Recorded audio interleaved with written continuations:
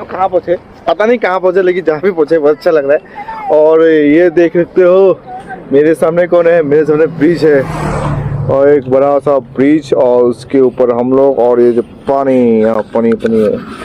Helicopter helicopter helicopter helicopter helicopter helicopter, वो helicopter घर पे छुड़ी। तो दोस्तों मैं आ गया हूँ एक गुवाहाटी शहर और अरे ये देखो ट्रू लव, कितना सारा ट्रू लव है यार। गुवाहाटी शहर से मैं अभी जा रहा हूँ अपने दोस्तों से मिलने। बहुत दिन से हुआ कि मैं दोस्तों से मिल नहीं पा रहा। बहुत दिल को बहुत अच्छा लगता है जब ऐसा कुछ फीलिंग आ रहा है, ऐसा चीज अगर आपको रास्ते में दिखता है। लेकिन ये शोर शराबे वाला गाड़ी है ना, पे बहुत बजता है और बहुत ट्रैफिक जाम कराता है गुवाहाटी में। तो अभी फिलहाल मैं जा रहा हूँ अपने दोस्तों से मिलने और आप ऐसे ही बने रहिए और ऐसे ही लाइक।